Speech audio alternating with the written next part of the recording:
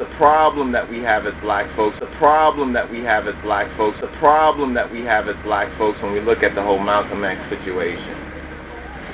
Black issues, but they were taking what they wanted from what Malcolm X was saying, but they were not becoming a part of what he was representing. Black issues, but they were taking what they wanted from what Malcolm X was saying, but they were not becoming a part of what he was representing. Black issues, but they were taking what they wanted from what Malcolm X was saying, but they were not becoming a part of what he was representing. Now, when he goes against what he's representing, now they all become his fans and everything, because he goes against what he was representing. Because he goes against what he was representing. Because he goes against what he was representing.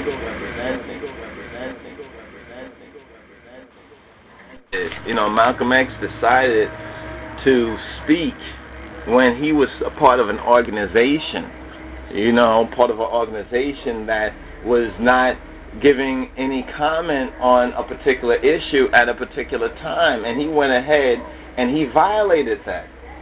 You know what I mean? If you work in any sort of organization, if you work for the government, like I just said, if you're a government agent and the government says all of our agents, the government is not releasing any response on this at this present time. So we would like none of our agents, we want all of our agents to go QT, to go quiet on this. Don't say anything right now.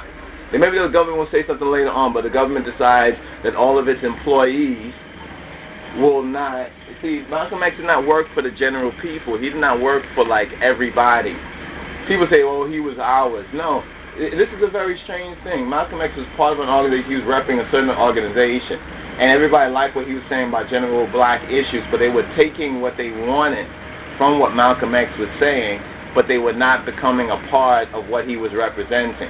Now, when he goes against what he's representing, now they all become his fans and everything, because he goes against what he was representing. You know, and now they embrace him, so to speak. But they didn't embrace him enough even in that time to be there with him and to stand with him. I mean, speaking of people who actually lived, you know, back at that particular time, those perilous days and everything, it was like everyone was in like a frozen psychological state of shock. Basically, they were just like watching like a big show going on. But the whole thing about the Malcolm X thing is that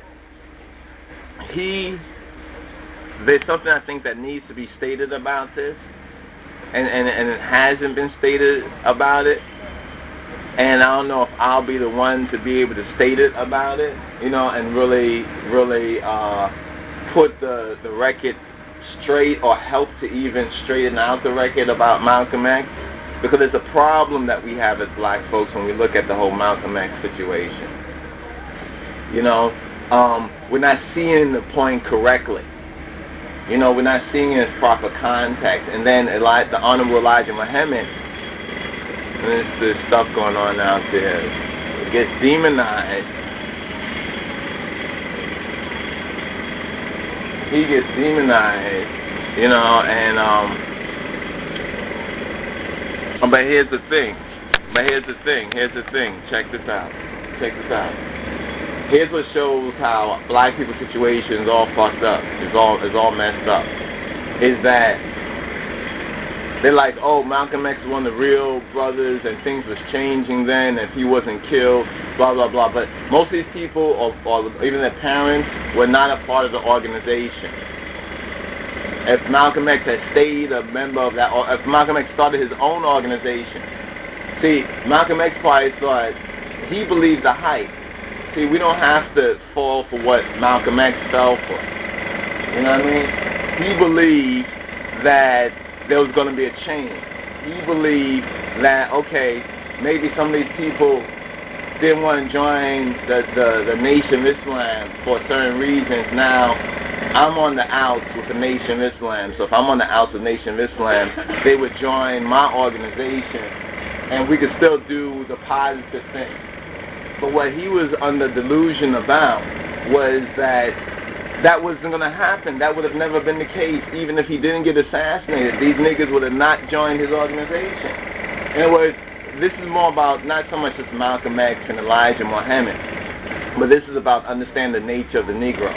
Because most of us as Negroes or black folks don't even understand that. And this is, and I believe that the European understands more about us in this sense, maybe not saying from the same motivation and the same reason for understanding that we want to understand ourselves and our people, but he understands us better than we understand ourselves. He understands us better, and he knows those things, but we will put ourselves in a false, a delusive state about what the reality of the situation is, or what the reality of the situation, in other words, is not. And that's kind of like the situation that we have put ourselves and we have got ourselves into as so-called black people. What the hell is going on out here?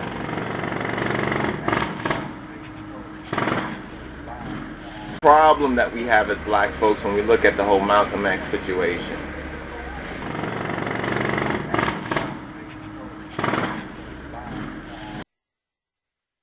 The problem that we have as black folks, the problem that we have as black folks, the problem that we have as black folks when we look at the whole Malcolm X situation.